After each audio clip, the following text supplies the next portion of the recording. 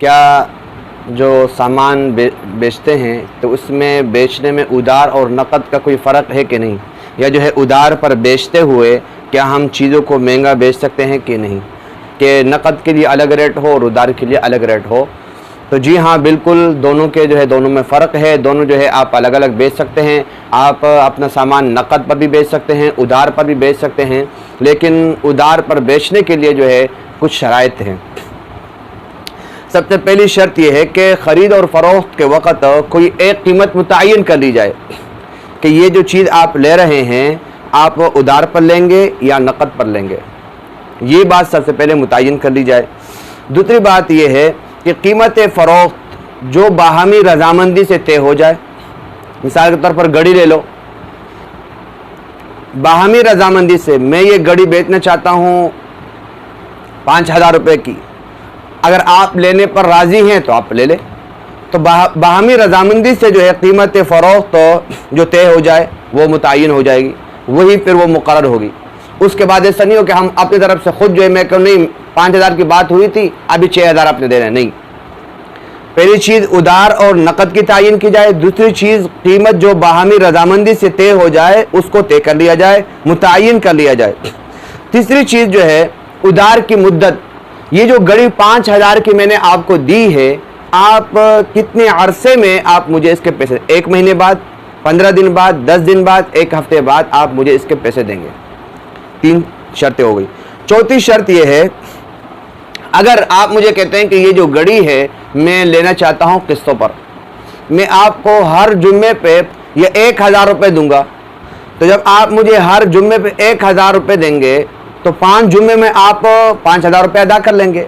लेकिन अगर आपने ताख़ीर कर ली, एक जुम्मे को आपने पैसे नहीं दिए किसी वजह से, तो ताख़ीर की सूरत में मैं मज़ीद पैसे नहीं बढ़ाऊँगा, मज़ीद तावान जो है इस तौर पर जो है मैं पैसे की मिसाल, मैंने तो आपसे जो है 5,000 रुपये की घड़ी दी थी और वो मेरे जो है आपसे बात हुई थी 5,000 रुपये की, लेकिन आपने अपने वादे का पास नहीं रखा, आपने मुझे 5 हफ्तों में पैसे नहीं दिए, आपने मुझे 2 महीने में पैसे दिए हैं, तो लिहाजा अभी आप इसके 6,000 रुपये देंगे। तो ये गलत है। जो मुद्दत मुतय्यन हो जाए, जो कीमत मुतय्यन हो गई है बाहमी रज़ामंदी से, तो ये किस्तों की सूरत में भी अदा करेगा तो वही कीमत देगा। अगरचे अगर वो मजबूरी की वजह से उसने पैसों में ताख़ीर हुई हो तो अलग बात है, लेकिन अगर टाल मटोल की है, उसने पैसे मौजूद थे उसके बाद उसके बावजूद भी वक्त पर नहीं दिए है तो वो गुनाहगार होगा। लेकिन आपने ज़मान इस तौर पर पैसों की सूरत में आप जो है वो लागू नहीं कर सकते हैं, ये जायज़ नहीं है। 5वीं शर्त ये है, अगर आपने मुझसे बात की थी कि 5 हफ्तों के अंदर हर हफ्ते में 1,000 रुपये दूंगा, यानी कि 5 जुम्मे में मैं पूरा कर लूँगा, आपने मुझे, आपके पास पैसे हो गए और आप मेरे पास कल ही आ गए, यानी कि 1 दिन बाद आ गए और आपने मुझे 5,000 रुपये पकड़ाए। आप मुझे बतला रहे कि भाई ये जो हमारा अक़द हुआ था अब ऐसे करें कि अब मुझसे 4,000 रुपये काटें। 4,000 रुपये क्यों काटें? क्योंकि इसलिए कि मैंने तो 5 हफ्तों की बात की थी, मैं आपको आज दे रहा हूँ। और ये मामला आम है, इस तरह किया जाता है, एक अक़द मुतय्यन किया जाता है, फिर उस बंदे के पास पैसे हो जाते हैं और फिर लोग क्या करते हैं, भाई ये जो हमारा अक़द हुआ था वो किस पर हुआ था, वो तो उधार पर हुआ था, 2 महीने 2 साल इस तरह, अब मैं आपको एक साथ पैसे दे रहा हूं तो आपको रेट कम करना पड़ेगा, तो ये गलत है। ये 5 शर्तें अगर आपके इस अक़द में नहीं पाई जाएगी या कोई भी शर्त नहीं पाई जाएगी तो ये आपका अक़द नाजायज़ और सूद के हुक्म में दाखिल होगा। पहली शर्त यह है कि ख़रीद और फ़रोख्त को मुतय्यन किया जाए कि नक़द पर ख़रीद और फ़रोख्त हो रही है कि उधार पर।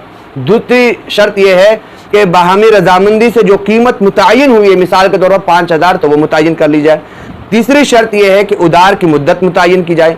चौथी शर्त यह है कि अदायगी अगर किस्तों की सूरत में है, अगर उसमें वो ताख़ीर करता है तो आप मज़ीद जुर्माना नहीं लगा सकते हैं।